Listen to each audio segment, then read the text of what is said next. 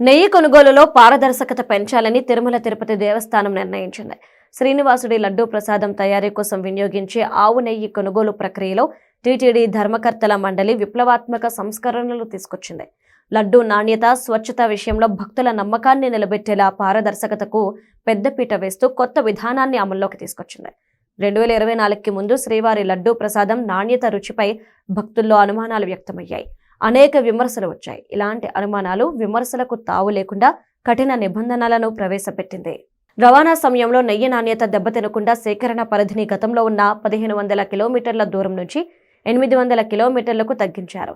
నెయ్యి సరఫరా చేసే ట్యాంకర్లకు తప్పనిసరిగా జీపీఎస్ లాక్ సిస్టమ్ ఏర్పాటు చేసి రవాణా వాహనాలను నిరంతరం పర్యవేక్షించాలని నిర్ణయించారు. నాణ్యత పరీక్షల విషయంలో ఎలాంటి రాజీ లేకుండా కఠిన ప్రమాణాలను నిర్దేశించారు. డైరీల పాల సేకరణ సామర్థ్యాన్ని అంచనా వేయడానికి ఎంఆర్ఎల్ స్కోర్ బోర్డు విధానం, FSSR నిబంధనలతో పాటు మిల్క్ ఫ్యాట్ ప్యూరిటీ పరీక్షలు, సెన్సరీ పారామీటర్స్ వంటివి తప్పనిసరి చేశారు.